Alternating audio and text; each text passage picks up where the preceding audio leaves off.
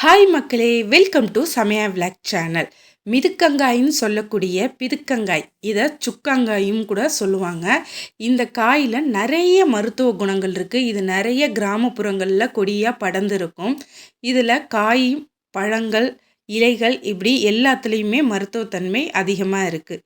இந்த காய் எப்படி இருக்குன்னு பார்த்தீங்கன்னா, வாட்டர்மெலன் குட்டியாக இருந்தால் எப்படி இருக்குமோ அந்த மாதிரி ஷேப்பில் தான் இருக்கும்.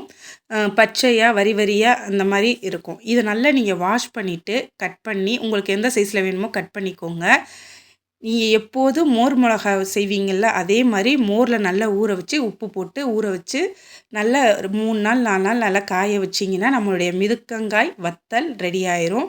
இதனால் எண்ணெயில் பொரித்து ஒரு பாக்ஸில் ஸ்டோர் பண்ணிக்கோங்க. நீங்கள் பழைய சாதம் இல்லை சுடு சாதத்துக்கு கூட, அதாவது சாம்பார் சாதம், இந்த மாதிரி கூழுக்கு, இதுக்கு எல்லாத்துக்குமே நீங்கள் இதை சைட் டிஷ்ஷாக வச்சுக்கலாம்.